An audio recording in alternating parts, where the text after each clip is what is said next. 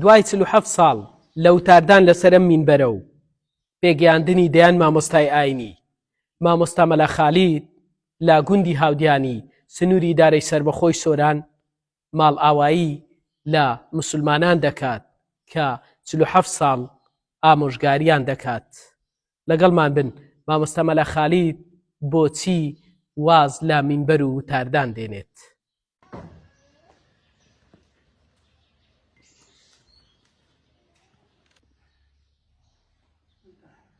ئەمن ناوم مەلا خالید عەبدوڵڵا حەمەدە، خەڵکی گوندی بارەشانم. لە گوندی بارەشان بەولەد بوویمە.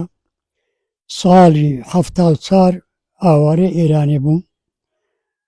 لەوێوە کە هاتینەوە عێراقی ئەمنیان منفی کرد بۆ جنوبی عێراقێ، ناحیەی مەهەناویە، قەزا شامیە، محافەزەت دیوانیە، هەتا لە 75 هەتا ئاخری 76 هەتا مانجی 76 هەتا مانجی 5 76 هەر 77 نەک 76 عەفوەن. لەوێ من هاتمەوە گوندی خۆم بارەچیان، بەڵام قەومی ئێرە چەند کەسیان هاتن وەکو حاجی سید عەلی ڕەحمەتی خوای لێبی ئەمری خوای کردیە، حاجی ئەحمەد ئەمری خوای کردیە، چەند کەسانی دیکە داوایان لێ کردم کە ببم بە مەلای هەودیانێ.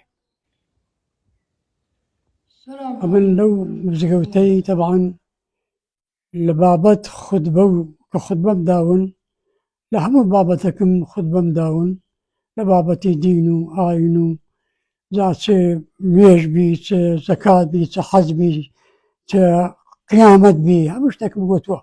بەڵام بە زۆری ئەمن تەرکیزم لە خوتبەکانم کردیتەوە سەر پێکەوە ژیان، برایەتی و تەبایی و یعنی حەقی جیرانی لەسەر جیرانی و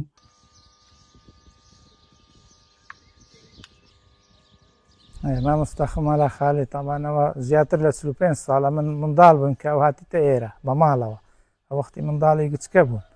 تا ئێستاش زۆر ڕۆڵی هەبووە لە پێکەوە ژیان و لە کۆمەڵایەتی و هیچ مشکلایان نەبووە لەگەڵما بە نسبەت مەسیحی و موسڵمان و لە جێژنانە بەشداری مەیکردی. ئەمە هەموو جارێ ساڵێ 2 جێژنێ دەچینە جێژنانەی مەلا خالید، ئەویش دێتە جێژنانەی مە.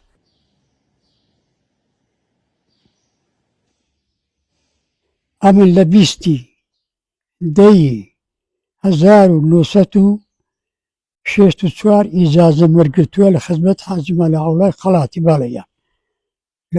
باڵەیان.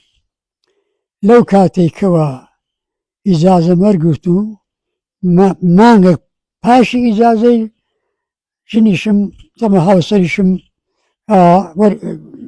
گواستەوە لە گوندی بەرگرکەی. لەو تاریخی هەتا 2 ساڵ پێشی ئێستا من تەدیسم کردووە، فەقێم پێگەیاندوونە بۆ ئیجازەدانێ لێرە تەقریبەن 6-7 مەلام ئیجازە داینێ، ئەمە ئیجازەدانەکەم وەکو بە حەفلە نەبووە، خوێندنەکان خلاص کردووە، ئیجازەنامەم بۆ نووسینەوە. زۆر لە مامۆستا فێربووین، مامۆستا وەکو مەدرسەک بووە لە ئێمە، چەندین نسحەت و ئامۆژگاری باشی لە ئێمە کردی. ئەم گەنجانە هەموو لەسەر دەستیوی هەموو نوێژی دەکەن، جەماعاتی دەکەن و هەروەها لەو مەسیحیەکانیش، نەک هەر لەو ئێمە لەو گەنجەکانی موسڵمان.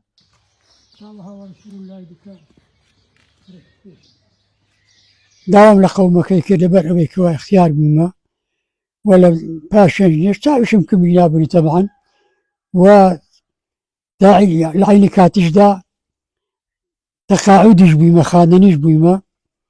تەبعەن 14 ساڵە ئەمن وەکو خۆبەخش لەو مزگەوتەی خوتبەیە دەم، جەماعات و خوتبەیە دەم، تەراویح و ڕەمەزان و ئەوانە واجباتی گوندەکەم چییە، مزگەوتی چییە، جێبەجێم کردووە.